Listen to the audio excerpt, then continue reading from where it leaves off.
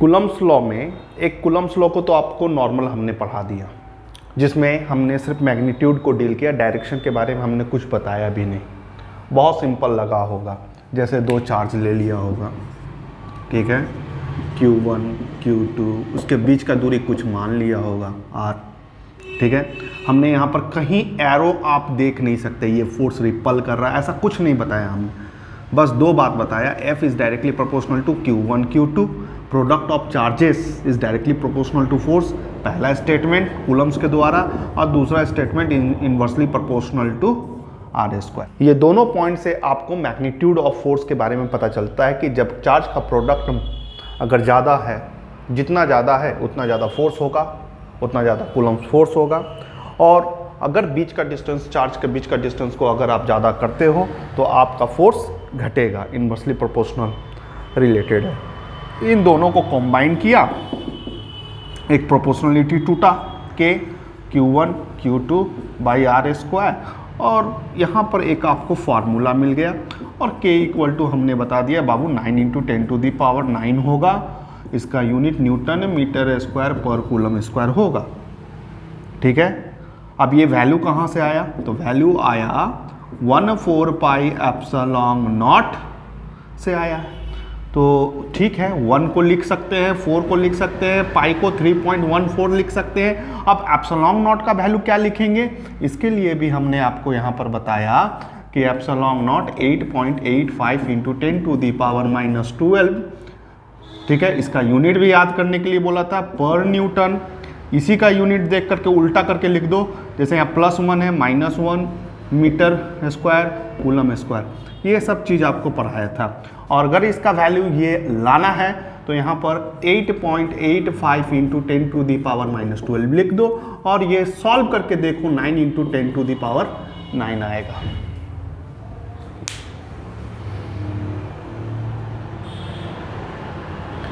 ठीक है, तो ये सब चीज़ सारा कुछ मैग्नीट्यूड पर रिलेटेड था कि फोर्स का मैग्नीट्यूड क्या होता है। तो फोर्स का मैग्नीट्यूड निकालने का क्या फार्मूला है, एक फार्मूला है F इक्वल टू के ना बोल करके आप 1/4 पाई एप्सिलॉन नॉट भी बोल सकते हैं, force equal to 1/4 pi epsilon naught Q1 Q2 by R square. इससे सिर्फ और सिर्फ हम मैग्नीट्यूड ऑफ फोर्स के बारे में आपको डिस्कस कर रहे थे।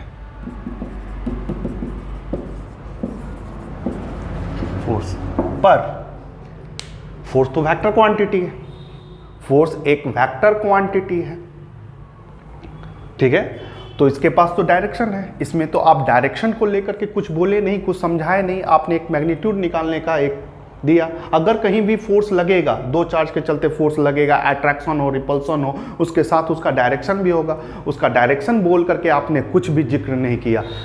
तो इस पॉइंट को डिस्क्राइब करके एक अलग से आपको कूलम्स लॉ पढ़ाया जाता है, बुक्स में लिखा हुआ मिलेगा, Coulomb's law in vector form, ठीक है, Coulomb's law in vector form. जो स्टूडेंट को, मेरा मानना है कि उसको कूलम्स इसमें समझने में कोई दिक्कत नहीं है, कोई दिक्कत नहीं है इसमें समझने में, लेकिन जब ये टॉपिक आता है ना तो थोड़ा सा स्पीड कर देता है अपना पेज का पलटना, उसको ये टफ लगता है। इसके पीछे टफ लगने का कारण क्या है, वो 11th क्लास में उसका वेक्टर का कॉन्सेप्ट छूटा हुआ है। तो ये टॉपिक से हम आपको क्या क्या देंगे, आपका जो कीमती समय ले रहे हैं उसके बदले हम आपको क्या देंगे, वेक्टर का थोड़ा बहुत नॉलेज दे देंगे, Coulomb's law in vector form आपको समझाएंगे। अगर ये दो सवाल आता है तो इसी आंसर से आप बना सकते हैं। अगर कूलम्स लॉ को ऐसा बोला जाए, Coulomb's law owed Newton's third law, prove करो इस बात को, तो यही डेरिवेशन कीजिएगा जो करने वाले हैं। और भी एक चीज बोल सकता है कि कूलम्स लॉ के द्वारा जो फोर्स मिलता है, इलेक्ट्रोस्टैटिक फोर्स मिलता है, वो एक सेंट्रल फोर्स होता है, वो एक सेंट्रल फोर्स होता है, तो उसे प्रूव करो। तो भी आप जो अभी करवाने वाले हैं वही डेरिवेशन कीजिएगा। अब बहुत बच्चे को सेंट्रल फोर्स समझ में नहीं आता, जैसे सपोज कर लो एक चार्ज ये है, एक चार्ज ये है, एक चार्ज ये है, ठीक है। तो यहाँ पर अगर पॉजिटिव है तो इन दोनों के बीच में सेंटर टू सेंटर मिलाओगे तो यहाँ रिपल्सन होगा, सेंटर से लाइन खींचोगे रिपल्सन होगा, ठीक है ना। ऐसे नहीं कर सकते हो, फोर्स तो लग रहा है, रिपल कर रहा है, ये फोर्स है आपका, ये भी फोर्स है, लेकिन आप ऐसा नहीं कर सकते हो कि ठीक है फोर्स लग रहा है तो centre to centre line joining पर ही मिलाना होता है, उसी को हम लोग क्या कहते हैं, सेंट्रल फोर्स कहते हैं। फोर्स को ही दिखलाना, ऐसे तिरछा में नहीं जा सकते हैं आप, ठीक है। अगर इसमें दिखलाना है, इन दोनों के बीच में मान लो निगेटिव लग रहा है, ये निगेटिव चार्ज है, तो ये पॉजिटिव और निगेटिव के बीच में फोर्स अट्रैक्शन का बन रहा होगा, तो इसी लाइन ज्वाइनिंग पर वो फोर्स को इंडिकेट कीजिएगा, ठीक है, इसी लाइन के अंतर्गत। क्लियर है? तो इसी को हम लोग सेंट्रल फोर्स बोलते हैं। तो वो प्रॉपर्टी रखता है, कूलम्ब्स के द्वारा जो फोर्स निकाला गया है इलेक्ट्रोस्टैटिक फोर्स, वो सेंट्रल फोर्स भी है। इस बात का भी प्रूव करें तो ये कर सकते हैं। तो स्टार्ट करते हैं Coulomb's law in vector form. और स्टार्ट करने से पहले हम उस बच्चे को, मैथ का जो स्टूडेंट है, यहाँ पर जैसे आप लोग ट्रेड चेंज करते हैं, जैसे बायो स्टूडेंट है जो नीट वूट का प्रिपरेशन करते हैं, और एक स्टूडेंट तो बीटेक के लिए अपना सोच रखते हैं और मैथ को लेकर के साथ पेपर चलते हैं। मैथ वाले के लिए कुछ करना नहीं है, लेकिन जो नीट का, जो बायो लेकर के स्टूडेंट पढ़ते हैं ना, तो उनके लिए एक मेरा आपसे कहना है कि आप, ठीक है, बायो आपका मैथ को पूरी तरह से ना छोड़े। मैथ का दो टॉपिक, एक तो है तुम्हारा वेक्टर और मैथ का दूसरा टॉपिक जिसका नाम है कैलकुलस, पूरा नहीं करना है, लेकिन उतना काम करना है उस पर जिससे आपका काम चल सके। जैसे आपको वेक्टर एडिशन आता हो, ठीक है, वेक्टर एडिशन समझ में आता हो, डॉट प्रोडक्ट समझ में आता हो, क्रॉस प्रोडक्ट समझ में आता हो। एक वेक्टर में दो चीज होता है, वेक्टर में तुम्हारा कोई भी वेक्टर में क्या है, वेक्टर मैग्नीट्यूड होता है और डायरेक्शन होता है। तो मैग्नीट्यूड को कैसे, मान लो वेक्टर तो मिक्स है, उसमें मैग्नीट्यूड भी है, डायरेक्शन है, तो मैग्नीट्यूड को कैसे निकाले वो कम से कम आना चाहिए। डायरेक्शन को कैसे निकाले वो आना चाहिए, क्योंकि एक वेक्टर में दोनों मिक्स मिलेगा, दोनों मिक्स मिलता है, मैग्नीट्यूड भी और डायरेक्शन भी। तो कभी आपको सिर्फ इसका डायरेक्शन का जरूरत पड़ता है, जिसके लिए आपको पढ़ाया जाता है यूनिट वेक्टर। तो यूनिट वेक्टर का फार्मूला थोड़ा ज्ञान होना चाहिए। अब रटना नहीं है, समझना होगा, तब जाकर के इस पर कमांड कर सकते हो। ठीक, दूसरा एक और थोड़ा बहुत है कैलकुलस, थोड़ा सा डिफ्रेंसिएशन आना चाहिए, ठीक है। थोड़ा सा बोल रहे हैं क्योंकि ये थोड़ा सा वर्ड इसलिए यूज़ कर रहे हैं क्योंकि ये बहुत बड़ा टॉपिक है, लेकिन आपको थोड़ा बहुत आना चाहिए, आप उस पर काम करें।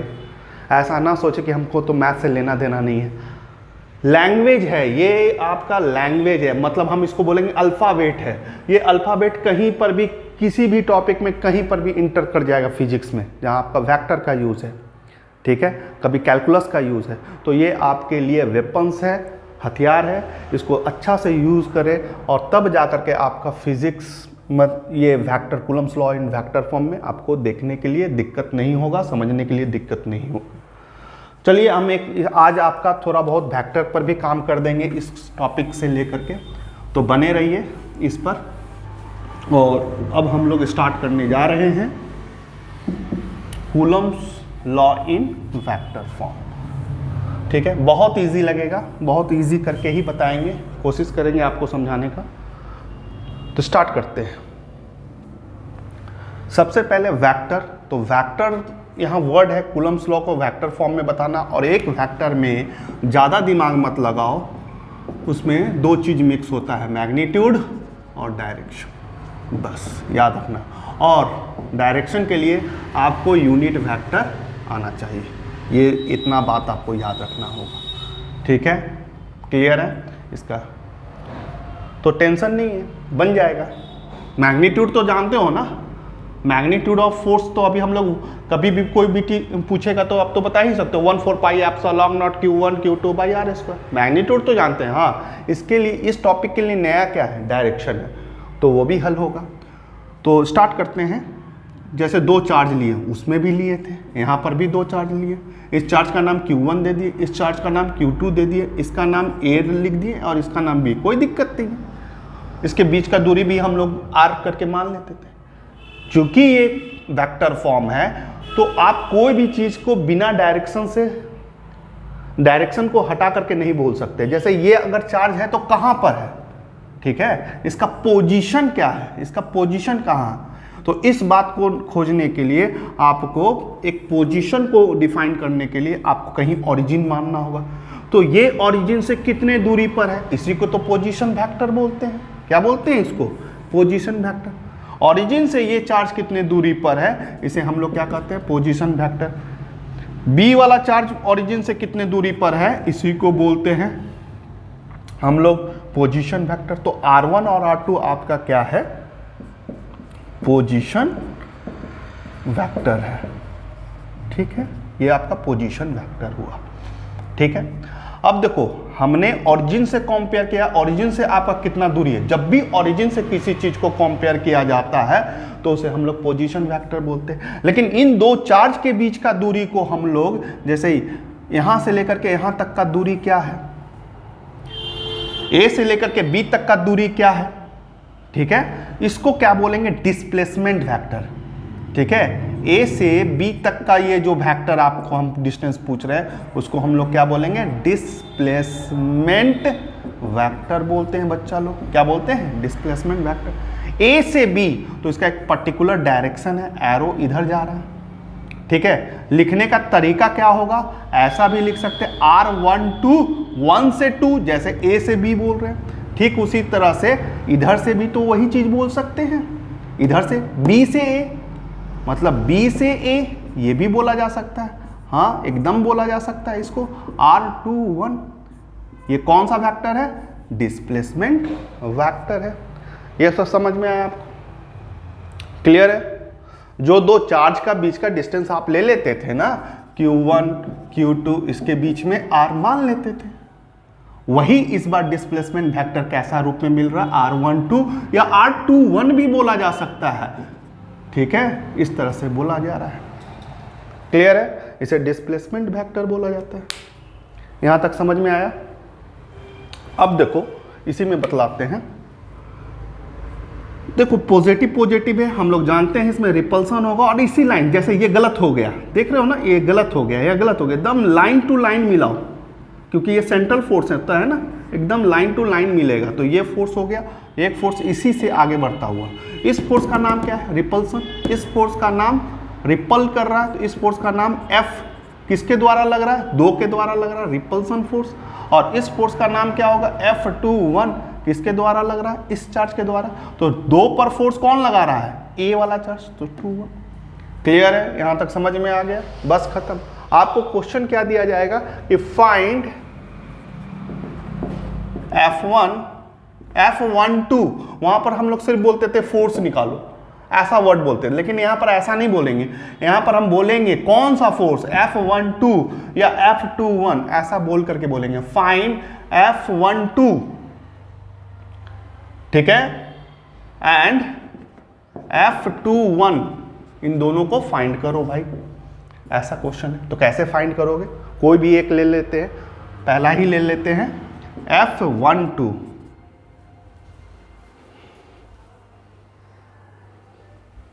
पहला ही ले लेते हैं F12, स्टार्ट करते हैं। इसको वेक्टर में मैग्नीट्यूड लिखना है, मैग्नीट्यूड हमको आता है 1/4 pi epsilon naught Q1 Q2 by R square. अरे भैया इस चार्ज से इस चार्ज का दूरी, मैग्नीट्यूड का बात कर रहे हैं, यहां से यहां तक दूरी अगर मान लो 5 है, तो इधर से इधर तक का भी दूरी 5 ही होगा। मैग्नीट्यूड तो सेम, हाँ माने डायरेक्शन अपोजिट हो सकता है, ए से बी है डायरेक्शन, मान लो इधर नॉर्थ है, इधर तुम्हारा ईस्ट है, नॉर्थ है इधर तुम्हारा साउथ है, तो नॉर्थ से साउथ, लेकिन मैग्नीट्यूड तो सेम रहेगा। लेकिन इधर से भी बोलेंगे तो मैग्नीट्यूड सेम रहेगा, लेकिन डायरेक्शन चेंज हो जाएगा, साउथ से नॉर्थ, ये हो सकता है। तो डायरेक्शन, मैग्नीट्यूड नहीं बदलने वाला है, तो इसलिए हमने 1/4 pi epsilon naught Q1 Q2 by R square, ये आपका क्या हो गया, मैग्नीट्यूड का काम कर दिया हमने। अब डायरेक्शन, डायरेक्शन को कैसे रिप्रेजेंट करते हैं, यूनिट वेक्टर। यूनिट वेक्टर के बारे में तो आपको मालूम होगा, जैसे ये वाई एक्सिस है तो कैप से रिप्रेजेंट करते थे, जे कैप, यहाँ एक्स एक्सिस है तो आई कैप, याद होगा, थोड़ा बहुत भी 11th पढ़ा होगा आपने। यूनिट वेक्टर कैप, कैप का मतलब ओनली डायरेक्शन के लिए यूज किया जाता है।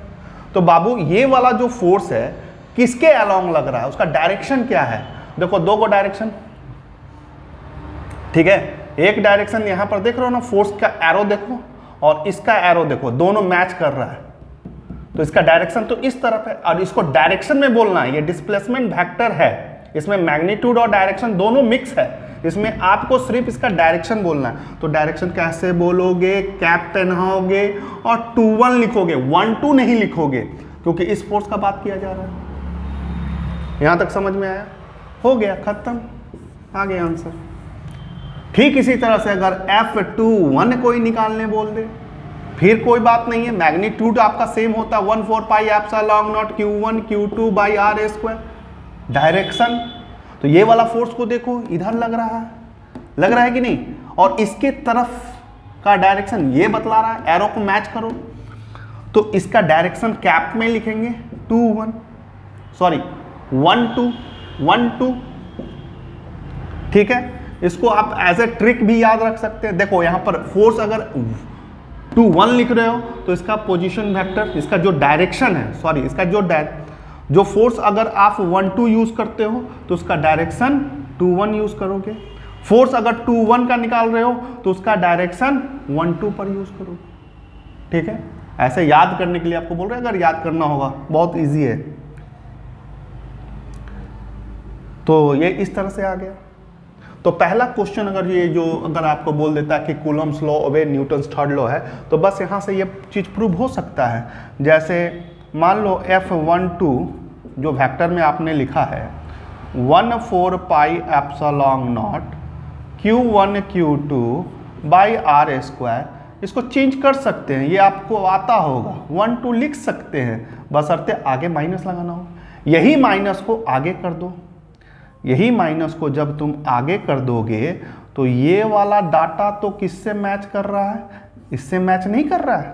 1/4 pi epsilon naught Q1 Q2 R square, ठीक है, कैप 1 2, तो यही तो डाटा है। तो इस पूरे को हटा करके आप F12 तो ऐसा ही लिखिए, माइनस भी लिखिए, इस पूरे को हटा करके आप 2 1 लिख सकते हैं और ये न्यूटन्स लॉ ओबे कर सकते हैं, ठीक है। तो ये छोटा सा टॉपिक था आपका Coulomb's law in vector form, ठीक है। इसको और अच्छा से समझने के लिए इस पर एक न्यूमेरिकल्स कम से कम आप करो, जिससे आपका कॉन्सेप्ट और अच्छा हो जाता है।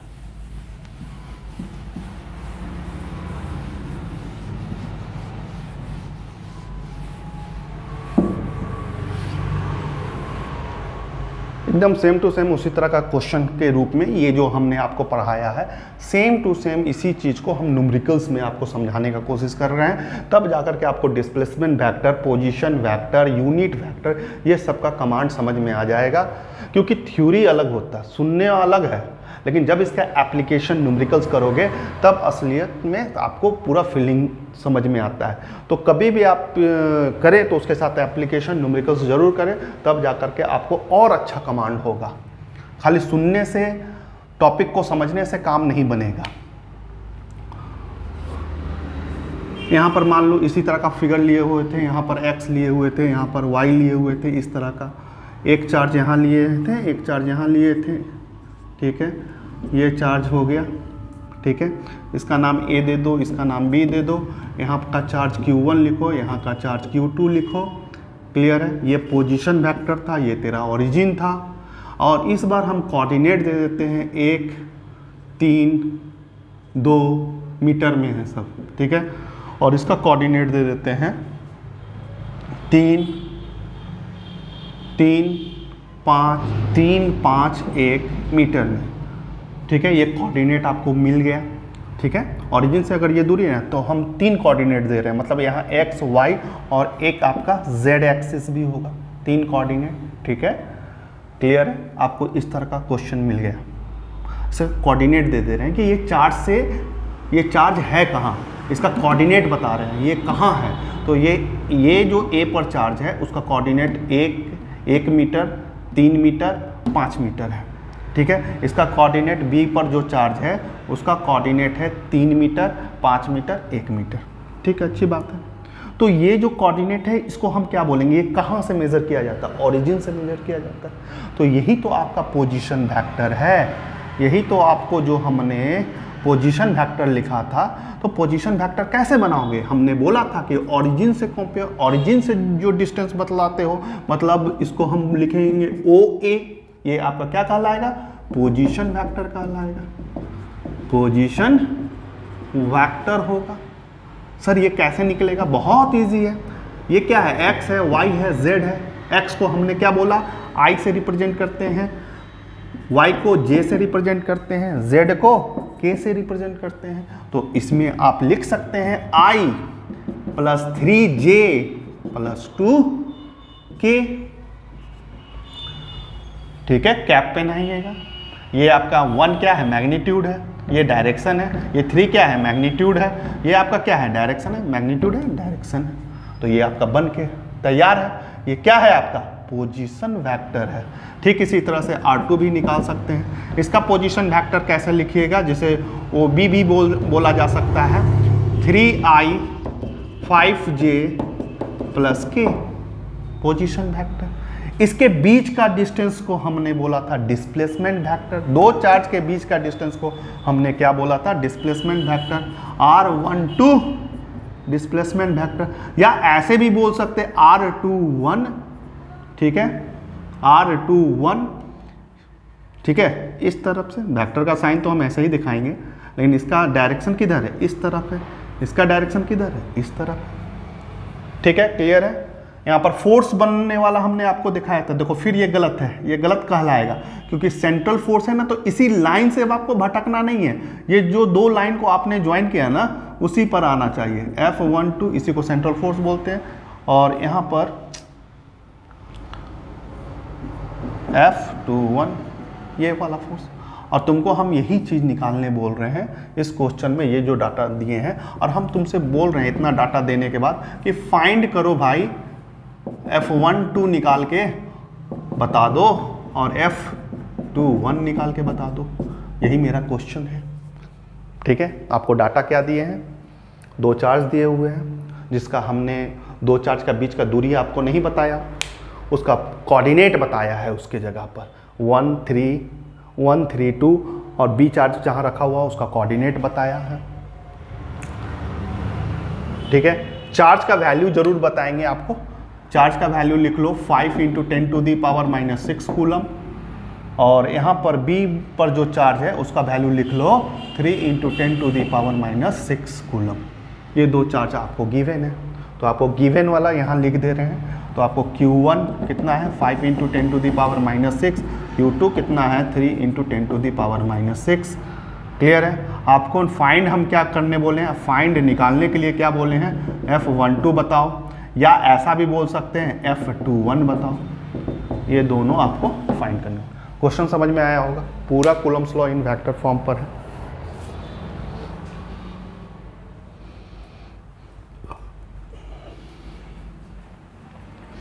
चलिए कैसे निकालेंगे। जैसे वेक्टर निकाला जाता है F12, अभी हमने क्या सीखा, मैग्नीट्यूड 1/4πε0 Q1 Q2 r², और इसका डायरेक्शन अगर 1 2 है तो इसका डायरेक्शन R21 का कैप ये होगा। क्लियर है यहाँ तक। आगे बढ़ते हैं। दो चार्ज के बीच का दूरी कैसे निकालेंगे सर, डिस्प्लेसमेंट वेक्टर से निकालोगे। और कैसे निकालोगे, डिस्प्लेसमेंट वेक्टर। तो डिस्प्लेसमेंट वेक्टर क्या है तुम्हारा, 1 2 है। ठीक है, इस वेक्टर को कैसे लिख सकते हैं, R2 - R1। ठीक है, R2 तुम्हारा कितना दिया हुआ है, देखो वहां पर दिया हुआ है 3i 5j k bracket minus होगा। ठीक है, अब यहाँ पर आप ले सकते हैं, माइनस है याद रखिएगा। उसके बाद ऊपर वाला है i + 3j + 2k। चलिए, तो आपको वेक्टर मिलेगा। इस बार डिस्प्लेसमेंट वेक्टर कैसे आप पोजीशन वेक्टर के हेल्प से कैसे डिस्प्लेसमेंट वेक्टर निकालते हैं वो सीखने को आपको मिल रहा है। अगर माइनस है तो इसके आगे सारा ब्रैकेट को ओपन करोगे तो सब माइनस में आ जाएगा। ठीक है, कर दें यहीं पर, तो ये माइनस हो गया, ये भी आपका माइनस हो गया, ये भी माइनस हो गया, क्योंकि ये माइनस से आपने मल्टीप्लाई कर दिया। अब यहाँ पर ओनली सबट्रैक्शन होगा। देखो i यहाँ पर कितना आएगा, 2i आ जाएगा, यहाँ पर कितना आएगा +2j हो जाएगा, और यहाँ पर -k हो जाएगा। और ये आपका पोजीशन वेक्टर के हेल्प से डिस्प्लेसमेंट वेक्टर है। लेकिन डिस्प्लेसमेंट वेक्टर में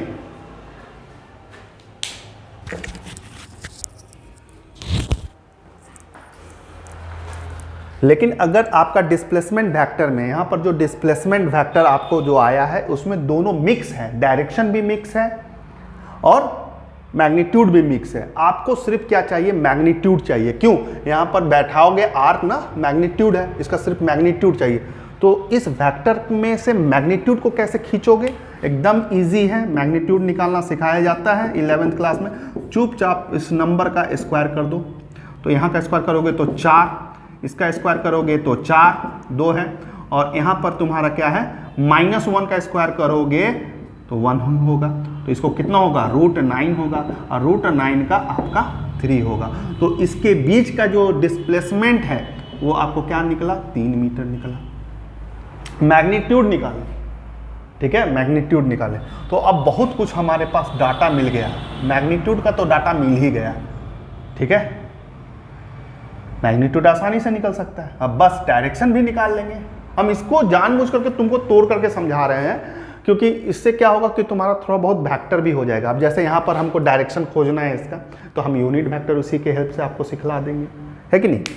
तो पहले मैग्नीट्यूड निकाल लेते हैं। अब हम फोर्स का मैग्नीट्यूड निकालने जा रहे हैं। एफ का मैग्नीट्यूड कोई 1 2 नहीं देंगे, अगर 1 2 लिखेंगे भी तो मोड लगा देंगे, इससे क्या पता चलेगा, मैग्नीट्यूड निकालने जा रहे हैं। 1/4 पाई एप्सिलॉन नॉट का उतना दिन से पढ़ा रहे हैं आपको, 9 × 10⁻9 होता है।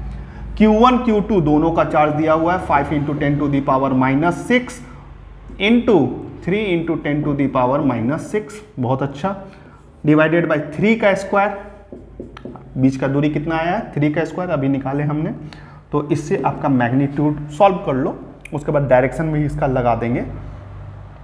तो देखो यहाँ पर 9 ये तो कट जाएगा। अब यहाँ पर क्या बचा, 15, ठीक है, 12 -6 ऐड हो जाएगा, base base same, probably added, और 9 प्लस में है तो घटेगा, तो 10⁻⁻3, ठीक है, क्लियर है। तो इतना आपका आ गया। ये क्या आया है आपका, न्यूटन। ये सिर्फ मैग्नीट्यूड आया है, लेकिन आपको सिर्फ ये वेक्टर का क्वेश्चन है, तो इसमें मैग्नीट्यूड के साथ साथ डायरेक्शन भी बताना होगा। अब देखो हम डायरेक्शन के लिए हम कैसे निकालते हैं।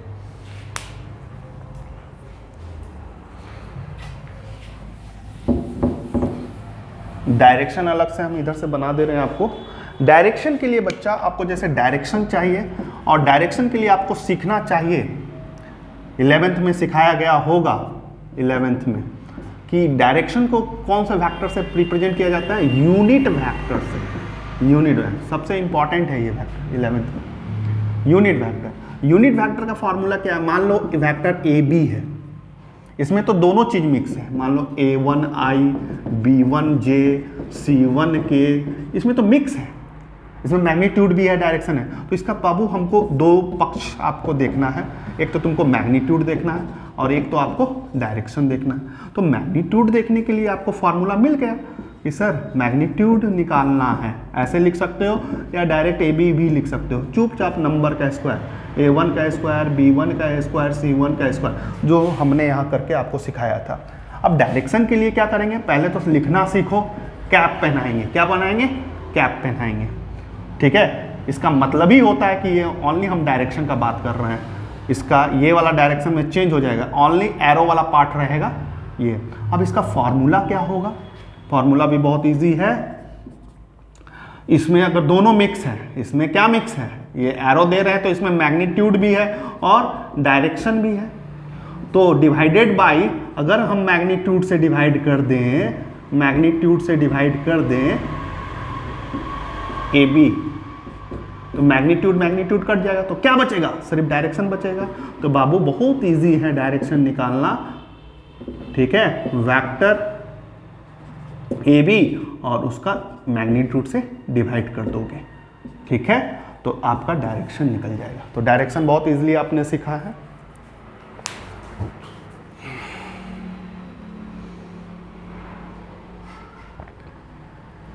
डायरेक्शन को आपने सीखा, और इजी करके बताते हैं, डायरेक्शन में कभी नहीं फंसिएगा आप लोग। जैसे वेक्टर होता है बच्चा, वेक्टर, उसमें मैग्नीट्यूड और डायरेक्शन होता है। आपको डायरेक्शन निकालना है तो क्या कीजिएगा, vector divided by magnitude, direction आ जाएगा, है कि नहीं। एक वेक्टर में दोनों मिक्स होता है, मैग्नीट्यूड और डायरेक्शन। अगर आपको सिर्फ डायरेक्शन चाहिए तो vector divided by magnitude. Vector को लिखते कैसे हो, वेक्टर को लिखते हो, जैसे यहाँ पर वेक्टर को, जैसे यहाँ का जो वेक्टर है R21, तो इसको लिखोगे कैसे, इसको लिखेंगे R21 का ये, और यहाँ R21 का मैग्नीट्यूड, तो इससे हमको क्या मिलेगा, R21 का कैप। ये डायरेक्शन का फॉर्मूला होगा। अब हम क्वेश्चन पर चल रहे हैं, डायरेक्ट इतना समझाना था, थोड़ा बहुत समझा दिए, इसलिए जानबूझ करके ये क्वेश्चन को उठाए थे, जिससे आपका थोड़ा सा वेक्टर सुधर जाए, बायो स्टूडेंट लोग का। अब हम उतना ना समझाते हो, और आशा करते कि आप लोग 11th पढ़ के बैठे होंगे, ये सब जानते होंगे, तो हमको इतना समझाने का ज़रूरत नहीं पड़ता, और डायरेक्ट हम डायरेक्शन निकाल सकते थे। ठीक है, तो देखो डायरेक्शन निकालने के लिए हमको क्या करना पड़ता, कैप निकालना पड़ता। ठीक है, R21, तो उसके लिए हमको ज़रूरत है R21 वेक्टर, और यहाँ पर उसका जो मैग्नीट्यूड है, तो मैग्नीट्यूड तो 3 ही निकला था, मैग्नीट्यूड हम लोग क्या निकाले थे, 3 ही निकला था। तो ठीक है, R21 अगर आपको चाहिए उसके लिए भी बहुत परेशानी नहीं है, R1 माइनस R2 कर देंगे, उससे भी निकल जाएगा। R1 आप देख करके लिख सकते हैं, देखिए यहाँ पर भी R1 का वैल्यू था, लेकिन चलिए ना फिर से बना लेते हैं। R1 1 है, 3 है, तो x के लिए क्या लिखते हैं, I लिखते हैं, 3j लिखते हैं, प्लस 2k लिखते हैं, हो गया।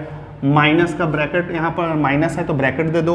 R2 को कैसे लिखोगे, 3i लिखोगे, 5j लिखोगे, और यहाँ पर k लिखोगे, बस ब्रैकेट को ओपन करो, माइनस आगे सबका साइन चेंज हो जाएगा, minus 3i minus 5j minus k, इसको सॉल्व कर लो, माइनस यहाँ पर कितना आ जाएगा आपका, माइनस 2i, ठीक है, माइनस 2j, और यहाँ पर प्लस k। ठीक है, R21। एक चीज़ आपको सीखना के लिए आपको मिलेगा, देख लो, जैसे 1 2 निकाले थे डिस्प्लेसमेंट वेक्टर का 1 2, और यहाँ पर क्या निकाले 2 1। ठीक है, तो यहाँ पर जो जो प्लस में था वो यहाँ पर माइनस में। ठीक है, डायरेक्शन ऑलवेज हो। इसका भी मैग्नीट्यूड निकाल के देख लो, 3 ही होगा। जैसे इसका स्क्वायर करोगे कितना आएगा, 4 आएगा, इसका स्क्वायर करोगे 4 आएगा, इसका स्क्वायर करोगे 1 है, 1 आएगा, जो कि यहाँ पर किया हुआ है, यही फिर रूट होगा, फिर 3 निकलेगा। तो मैग्नीट्यूड बाबू इधर से नापो या इधर से नापो सेम होगा, डायरेक्शन उल्टा होगा जो कि बताया जा रहा है। यहाँ पर प्लस में माइनस में, यहाँ पर माइनस में प्लस में, उल्टा है, तो मैग्नीट्यूड क्लियर है। तो ये आपका क्या आ गया, डिस्प्लेसमेंट वेक्टर 21। हम डायरेक्ट भी कर सकते थे, लेकिन जानबूझ करके इसको एक्सप्लेन करके बना रहे हैं कि आपका वेक्टर सुधर जाए। ये Coulomb's law in vector form को एक्सप्लेन करने से आपका वेक्टर आपका अच्छा हो जाए, इसके लिए हम इतना डिटेल में बता रहे हैं। आगे बढ़ें, तो हम यहाँ से आसानी से लिख सकते थे कि अगर हमको 1 2 निकालना है ना, तो इसीलिए टीचर लोग बोलते हैं कि बच्चा लोग जैसे F12 है, अगर कोई बोल दे कि F21 निकालना, ज़्यादा कुछ नहीं करना, आगे में माइनस लगा देते हैं और निकल जाता है। वो यूज़ करके हम डायरेक्ट कर सकते थे, लेकिन आपको हम समझा दिए कि डिस्प्लेसमेंट पोजीशन वेक्टर से फिर अगर 21 का भी डिस्प्लेसमेंट वेक्टर निकालना है तो क्या होगा। क्लियर है, आशा करते हैं कि समझ में आ रहा हो। आगे बढ़ते हैं, तो इसको समझाने के बाद शॉर्ट में ही हम चलेंगे, क्योंकि हमको डायरेक्शन इतना लॉन्ग प्रोसेस में तो नहीं करना है। डायरेक्शन जैसे निकालना था 2 1 क्या, तो सर हम 2 1 कैसे लिखें, तो ये तो आपका सर वेक्टर 1 2 है, बस डायरेक्शन चेंज कर देता है, वही हो जाता। तो -2i होता, -2j होता, प्लस k होता, हो गया। और मैग्नीट्यूड तुम्हारा क्या है 3 है। ये तुमको क्या निकला है, डायरेक्शन मिला है। क्या मिला है, डायरेक्शन मिला है। तो सर हमको F12 लाना था ना, तो उसके लिए हमने आपको क्या सिखाया, इसका मैग्नीट्यूड। मैग्नीट्यूड कितना निकला है बच्चा, 15 × 10⁻³ देखो मैग्नीट्यूड लाया। उसके बाद क्या लिखना था, डायरेक्शन। डायरेक्शन भी निकालना आपने सीख गया। -2i -2j k, और यहाँ पर आपका 3, ये काटोगे 5 से, तो F12 कितना आया 5 इंटू 10⁻⁻3। आप देखो इससे मल्टीप्लाई भी कर सकते हो आप, -2i-2j प्लस के, ये आपका। अब उतना डिटेल्स अगर आपको F21 निकालने बोलता है ना, ये भी बोल सकता था, तो अब ज़्यादा नहीं, न्यूटन्स थर्ड लॉ जो ओवेक का आपने लिखा ना, ये क्या होगा, ये जो भी आपने वैल्यू निकाला है उसका उल्टा होगा, तो आगे में माइनस लगा देंगे। ये जो भी आंसर आया है F21 चाहिए, तो इसके आगे में 5 इंटू 10⁻⁻3 और -2i-2j प्लस के। ये थोड़ा 11th क्लास का आपको याद दिला दिया। तो आशा करते हैं आपको Coulomb's law in vector form आपको समझ में आया होगा। Coulomb's law in vector form से आप भागिए नहीं।